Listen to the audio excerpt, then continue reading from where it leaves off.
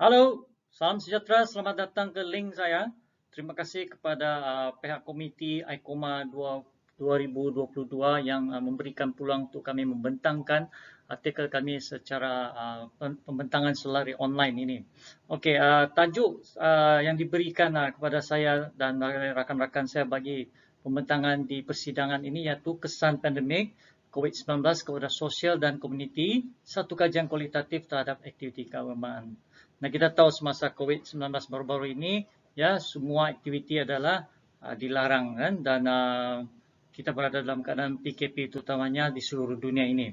Okey, sebelum itu mari saya kenalkan, saya Peter Wu dan ini rakan-rakan saya ya.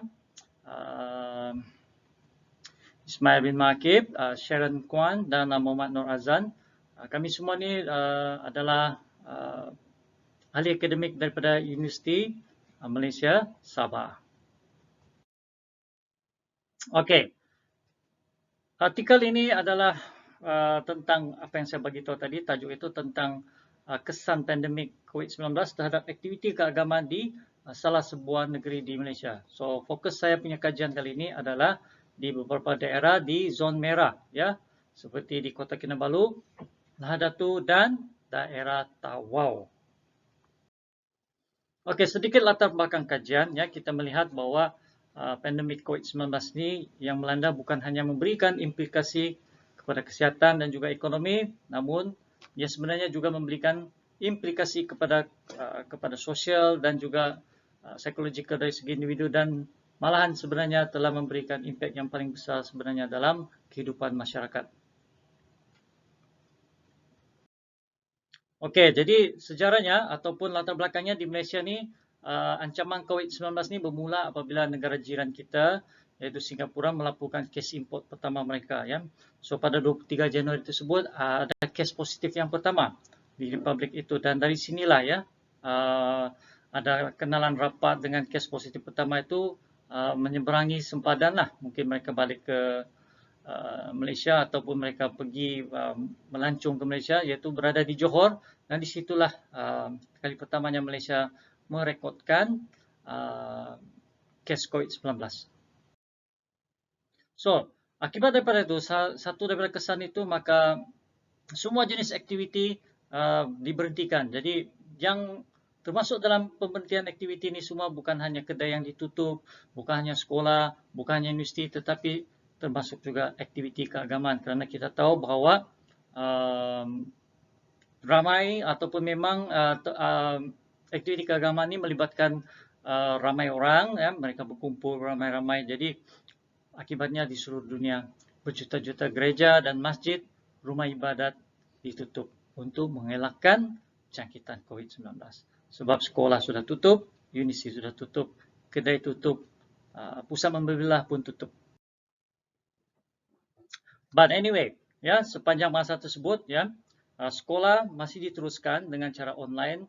Universiti pun meneruskan aktiviti pembelajarannya dengan secara online. Malahan bisnes juga berjalan seperti biasa melalui online dan dihantar oleh mereka yang telah diberikan kebenaran untuk menghantar. Namun kehidupan manusia memang diteruskan juga sepanjang COVID-19 dengan aktiviti keagamaan juga dilakukan secara dalam talian online, ya. So, kita mau melihat apa kesannya dan kita tengok bagaimana nanti. Okey, metodologi kajian. Kajian ini saya gunakan menggunakan metode kualitatif, iaitu menggunakan purposive sampling, dengan saya memilih responden daripada daerah yang terlibat dengan zon merah ni. Zon merah ni maksudnya yang memang ramai yang statistik menunjukkan positif tinggi, iaitu di daerah Kota Kinabalu, Tawau dan Lahadatu, ya. So, saya menggunakan kualitatif kerana saya ingin melihat kepada apa yang telah dinyatakan oleh responden tersebut. Dan kenapa purposive sampling? Kerana pada masa itu, ya, keadaan sumber sangat terhad, iaitu kita tidak dapat berjumpa dengan semua responden kita, dan saya telah memilih, ya, pemimpin agama di 3 daerah zon ini untuk diinterview, ya, dan antaranya saya mahu mereka yang telah berkhidmat lama, dan 6 orang telah sukarela untuk ditemu bual dalam kajian saya ini, ya. Ini semua kerana faktor PKP, saya tidak dapat bertemu dengan mereka dan saya telah menggunakan teknik panggilan video melalui WhatsApp dan juga secara buat panggilan telefon directly kepada responden ini. Okey, hasil daripada kajian tersebut, hasil daripada temu bual yang saya lakukan secara panggilan telefon dan juga video WhatsApp, dapati bahawa kesan yang paling ketara berlaku apabila mereka penganut-penganut agama ini tidak dapat datang sembahyang di masjid, tidak dapat datang ke gereja. Ya, perasaan sedih mereka itu adalah kerana mereka tidak dapat datang dan mereka rindu untuk datang ke masjid, rindu datang ke gereja. Dan mereka sendiri juga risau ya dalam diri mereka sendiri sampai bila mereka akan berada dalam keadaan ini ya. Dan ini bukan satu cabaran, bukan saja kepada pemimpin agama, tetapi juga kepada penganut itu sendiri ya. Dan hasil dapatan kajian ini juga ada tema yang menyatakan bahawa pemimpin agama itu sendiri maupun dari pihak masjid, ya, pihak gereja, mereka begitu bersemangat ya memulihkan semangat kepada umat mereka masing-masing dengan cara meningkatkan rohani ya melalui ceramah-ceramah, saling mendoakan dan bagi yang beragama Islam mereka mengadakan takzirah dan bagi yang beragama Kristian mereka ada ritual khas ya kepada semua penganut masing-masing. Jadi walaupun dalam keadaan PKP ini aktiviti keagamaan masih diteruskan juga ya.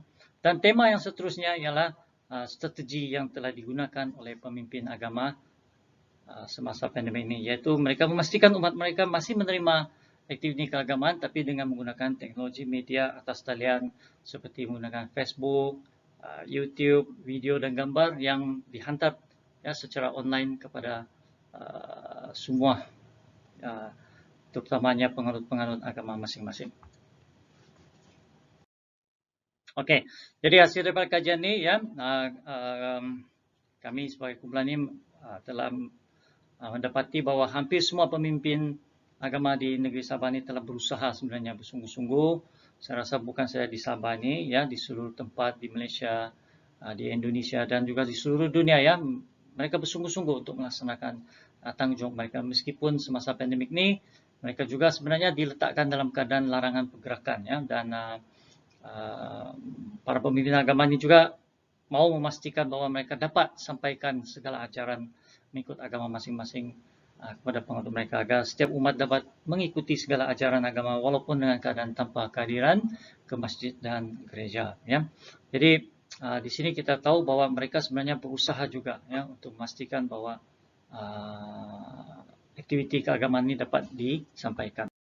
Dan hasil daripada kajian ini juga kami mendapati bahawa pemimpin agama juga menyuarakan agar penggunaan teknologi dapat dipertingkatkan lagi ya dari segi liputan dan kembali capaian talian yang lebih baik, terutama di kawasan luar bandar. Ini bertujuan agar aktiviti kerohanian dan keagamaan dapat disampaikan ya tanpa ada gangguan, di samping dapat memberikan peluang kepada penganut-penganut yang tinggal di pendalaman dapat sama-sama mengikuti acara keagamaan. Ya, jadi dalam erti kata lain bukan saja dalam bidang pendidikan yang memerlukan capaian talian ataupun liputan internet yang lebih baik, dalam aktiviti keagamaan juga tidak dilupakan ya. Ini semua adalah untuk kebaikan manusia yang penting. Okey, dengan itu sekian saja pembentangan artikel kami dalam persidangan ICOMA 2022 ini. Sekian dan terima kasih.